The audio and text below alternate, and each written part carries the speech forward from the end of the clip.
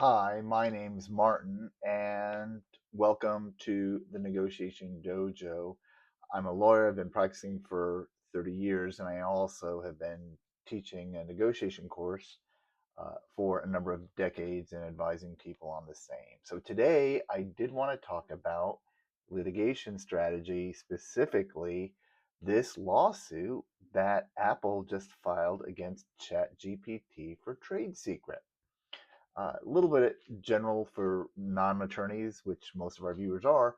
A trade secret is something that you hold confidential, that you protect with an NDA, that gives you an economic advantage and some type of competitive advantage. So it's worth something.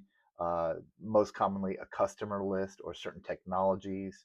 Specifically, what Apple is getting at is how ChatGPT recruited a lot of their design people into ChatGPT from Apple, recruited them from Apple, and there's all different types of concepts like inevitable disclosure, where hey, you hired them, so you're going to be releasing some trade secrets, and not to get into the merits, but I just want to get into the negotiation strategy of this because it's really tense. They have kind of a partnership, a mutual consulting agreement between ChatGPT and Apple regarding ChatGPT helping them out with Siri.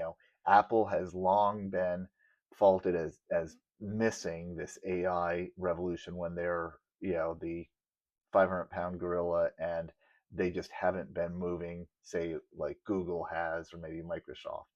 So you look at what's going on here, and I think this lawsuit is, I'm not sure it's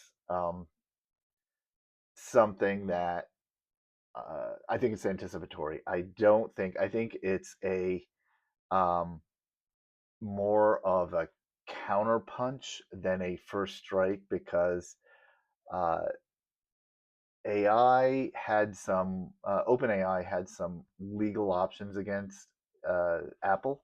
Um, Regarding this Siri partnership thing, and this is my speculation, and I've looked at a few different, rags, certainly NBC News and TechCrunch and Mac Rumors. These are how I figure out kind of what's going on here, kind of reading behind it, and the complaint itself, which is actually not asking for money. It's at this point in the litigation, it's just asking for them to stop. We call that equitable relief or an injunction.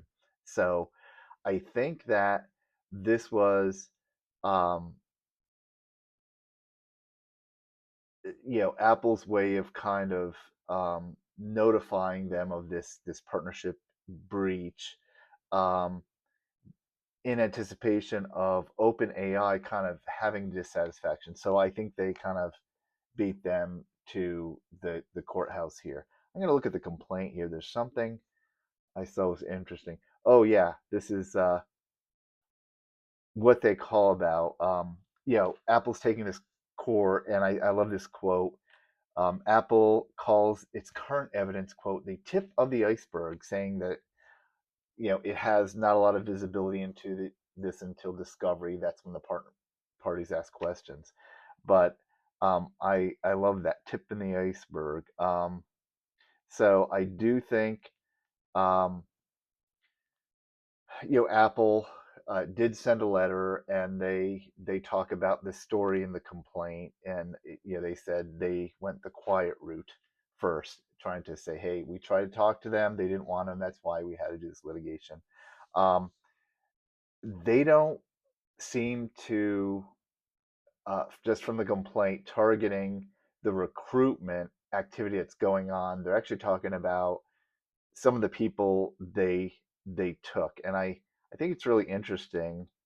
Um, some of the people they took.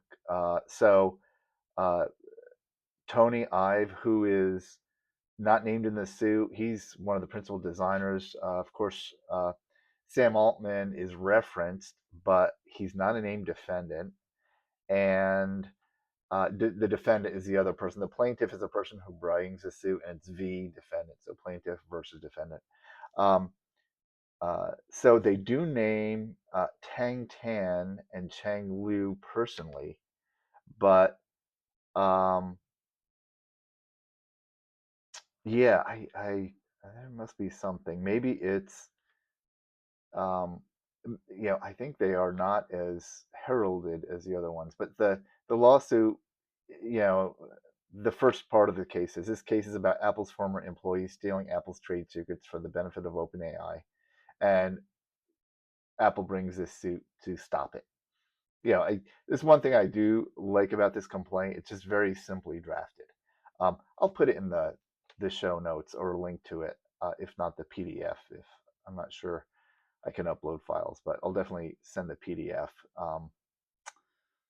that I got from Court Listener. So my talk today is about how people use litigation strategically in a negotiation. So this is a negotiation. So this looks like a filing to maximize settlement leverage is my hot take here. At the worst possible moment for OpenAI, their pre-IPO, their initial public offering, they want to sell their stock to a wide capital base. Um, that is maximum leverage. That's why Apple picked this timing. Um, but it also preserves some off ramps for them to get out of it. Let me look at these factual allegations. Yeah, the factual allegations are very interesting. There's smuggled parts, uh, uh, interviews, a retained laptop, coached exits. This narrative really is just interesting. But one thing you have to say is, I think this is a negotiation, and they can't agree or had some disagreement or weren't talking to each other. So we use intermediaries to help us negotiate. What can that be? Sometimes it's just attorneys, sometimes it's a mediator, so-called neutral. Sometimes it's an arbitrator, which is like a private court. In this case, it's public court. And I just find this tactic and this strategy, because I've been doing technology law for 30 years. This case just filed in the federal court in San Jose, Northern District of California. Very interesting. So stay tuned. That's what I wanted to get away with the Negotiation Dojo, where uh, at this level with these titans, this litigation hammer is used strategically as part of a negotiation, not the ultimate harm. And we have to assume that this is made in good faith. And yeah, Apple is a little irked that some of its best intellectual property, its trade secrets, those private things that have economic value to give it a competitive advantage, are going out the door with the recruitment of these high-level executives. And that's where it fine. A lot of non-competes, at least on the West Coast, aren't really enforceable for people who are like at low salary levels. They have to be making, six figures and above generally. Um, but at this level, these key executives, they probably have a bigger risk. That's what I have in the Negotiation Dojo today. Thank you for listening, and I will keep you posted. I think this is a very interesting real life world on how we can learn about timing in uh, a negotiation, and how these larger companies are very strategic about how they do this. And I do encourage you to read the complaint if you're an attorney. It's really interesting. Thank you, and we'll see you next week in the Negotiation Dojo.